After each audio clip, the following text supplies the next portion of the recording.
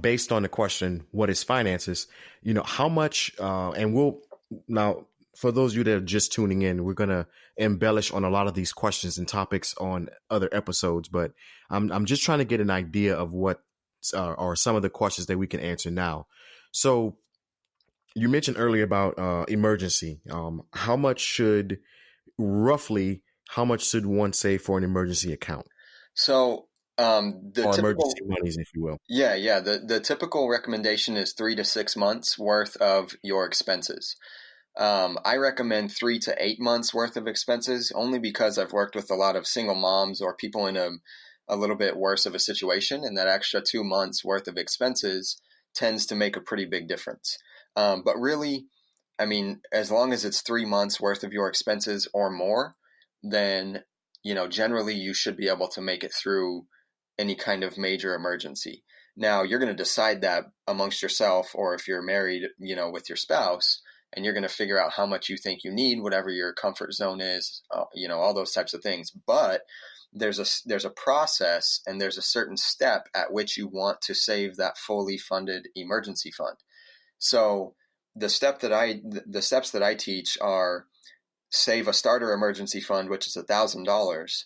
And then any extra money that you have and any extra money that you make throughout any given month, you're going to aggressively throw at all of your debt from smallest to largest, not including your house. And the reason that you want to do that is because the quicker you clean up your debt, the less payments you have, the more money you have coming out of your income, and then you can really start to make some traction. So if you find $500 in your budget, because you sat down and made your written plan, well, imagine if you take away the other $500 to $1,500 that you're spending on payments. So now you've gone from finding $500 extra because you did your budget to now you've worked yourself out of all your debt and you have no more payments. So now you've got an extra, $1,000 to $2,000 per month that you can start to reach those goals with. So then after that step number 2, that's when you're going to save your fully funded emergency fund. We're going to, following my plan, we're going to get you out of debt really quickly. And so you don't want to have this money sitting there for major emergencies, because you're going to be getting out of debt within 2 to 3 years. If you were going to plan on having your debts and all your payments and things for, 5 to 10 years, then I would say you need to have that emergency savings. But just starting with a small amount, that $1,000, while you're paying off all of your debt, that little $1,000 cushion allows you to fall back on something like a flat tire, for example, while you're paying off your debt, so that you don't have to go and borrow to get yourself out of a little pinch that you may have been in. Yeah, I like that. Now, one thing that I do, and I need to get back to it, I'll admit I'm guilty here. But one thing that I like to do is I do have a separate account that I use Ally Bank for this account, but it is my emergency account. And right now I can't aggressively put money in it, but I'm making sure I put something in the account just to make sure I'm saving something. So I'll throw like $25 here, which is I put that in there every single paycheck. Now I usually have extra money, so I'll take that extra money and dump it into that account. And then that account actually draws interest. It's not a whole lot, but it draws interest, which actually helps. And it's an incentive on saving money, if you will. Now, one thing that I'm switching to is my car is, I think I got like 2 years left. So my monthly payments are like $335 a month. Okay. So one thing that I'm going to start doing is my income tax starting this year or next year, my income tax check, whatever I get back from income taxes, the entire amount I'm actually going to dump on my car. That should bring me out of a year of paying on the car. So I have 1 year left. Now, granted, once I'm done paying for the car, I have an extra $335. Right. I've already have it in my mind that I'm going to save half of that and then take the other half and put it in a vehicle account to save for any vehicle expenses or whatnot. So that's the system I'm getting ready to start shifting to here in the next year or two. Okay. Yeah. So those are, the good thing is you've got your plan, you've got it mapped out, and you're focused on that. I would make just a few minor adjustments, but that comes down to the details and following this particular plan and following the steps that we lay out.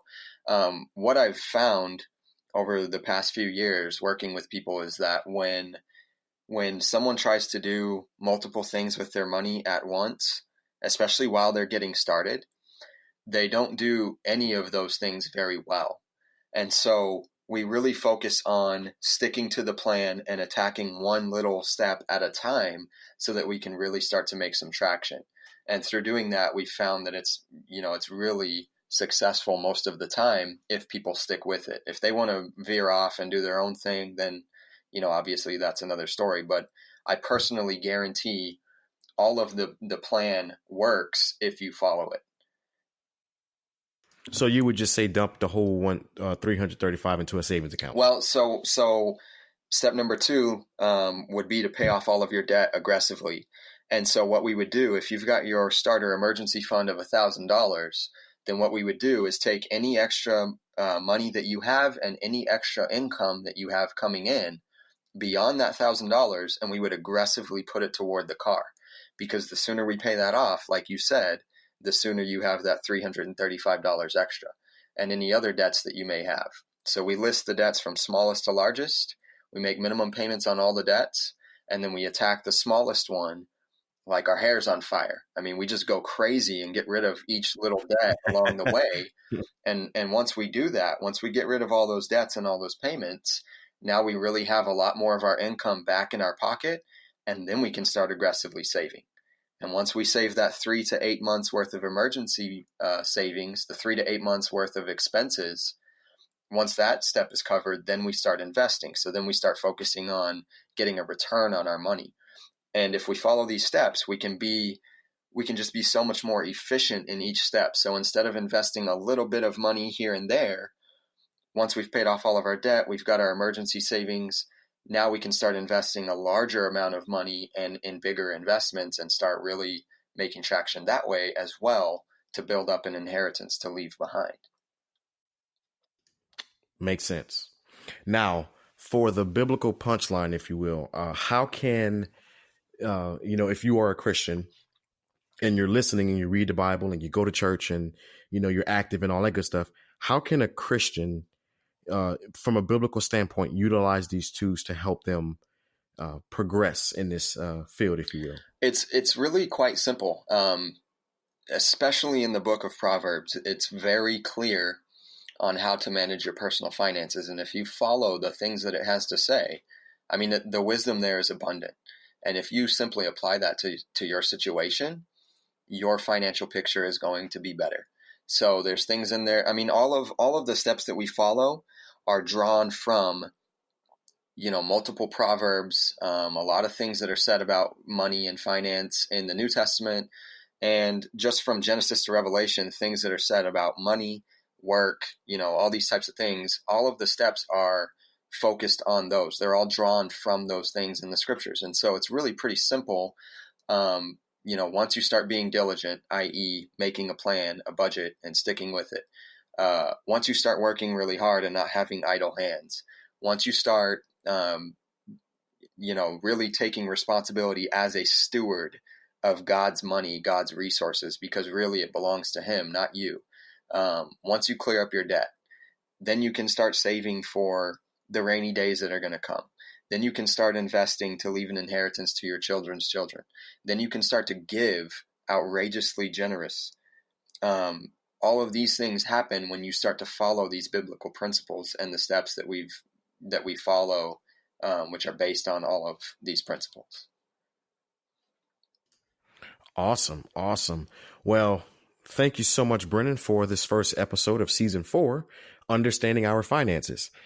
Please join us next week as we continue our journey and we give you content and biblical reasoning on how to manage finances. Brennan, thank you so much. And if you have any closing remarks, now would be the time. All right, man. You're welcome. Thanks for having me. It's been great. I'm excited to move forward with this and get into some more of the meat here. I encourage everyone to go and look at some of my material. You can find me at underonelove.org. That's a numeric 1. And you can also find my Facebook page. Just spell out Under One Love. You can get a lot more of details there, things that I'm doing, things that I, just little tidbits of the type of education that I provide. And overall, man, I'm just excited. I'm glad we're talking about this and going to reach, some more people with this great message that we desperately need. All right. Awesome. Well, B, thank you so much. You mind if I call you B? I don't. All right, because that's my nickname too. All right. Thank you so much for joining me, and I will look forward to speaking with you sometime next week. All right, man. Thanks for having me. God bless. You as well. Have you ever thought about starting your own podcast? You see, when I was trying to get my podcast off the ground, I had a lot of questions. I mean, a lot of questions. Questions like, how do I record an episode? Or how do I get my show into all the apps that people use to listen to podcasts? How do I make money from my podcast? The answer to every one of these questions is really simple. Anchor. Anchor is a one-stop shop for recording, hosting, and distributing your podcast. Best of all, it is completely 100% free and super easy to use. And now Anchor can match you with great sponsors who want to advertise on your podcast. That means you can get paid to podcast right away. In fact, that is exactly what I'm doing right now by reading this ad. So if you always wanted to start a podcast and make money doing it, go to Anchor. Go to anchor.fm/start and join me in a diverse community of podcasters already using Anchor. That's anchor.fm/start. I cannot wait to hear your podcast.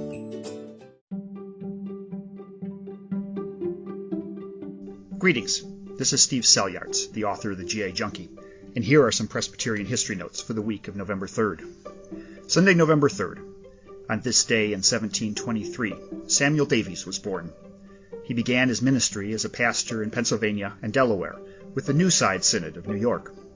He was commissioned as an evangelist to Virginia and was a noted preacher and worked for the religious liberty of dissenters in that state. He made a fundraising trip to Great Britain for the College of New Jersey and served as the college's fourth president. Monday, November 4th. John Pogue Campbell died on this day in 1814. He was a doctor turned frontier preacher in Kentucky. He served as the chaplain to the legislature and at times was bivocational, continuing to practice medicine to make ends meet. He was known for his extensive theological writing. Tuesday, November 5th. In 1889, Louisa Maria Lehman Woolsey was ordained a minister by Nolan Presbytery of the Cumberland Presbyterian Church. She was the first woman ordained to the ministry in the CPC, and probably in American Presbyterianism. During her career, she served as a pastor and an educator. Wednesday, November 6th. On this day in 1835, the Presbytery of Van Diemen's Land was organized at Langston. The Presbytery, formed by the Scottish settlers in what is now known as Tasmania, was the second presbytery in Australia. Thursday, November 7th. Eugene Carson Blake was born on this day in 1906. He taught for a year at Foreman Christian College in Lahore, in what is now Pakistan. He served as a pastor in New York State and in Pasadena, California. He became the stated clerk of the General Assembly beginning in 1951 and served there until 1966, first for the PCUSA and then the UPC-USA following the 1958 merger. From 1954 to 1957, he was also the president of the National Council of Churches. He concluded his career as the second General Secretary of the World Council of Churches, serving from 1966 to 1972. He was active in the American Civil Rights Movement, marching with Dr. Martin Luther King Jr., and remembered for his vision to unite all American Protestant mainline churches, an idea that was embodied in the Consultation on Church Union. Friday, November 8th. On this day in 1889, Oswald J. Smith was born. He was initially inspired for missionary service, but was not accepted by sending agencies due to his health. He then trained for the ministry and was ordained and pastored in the Presbyterian Church of Canada.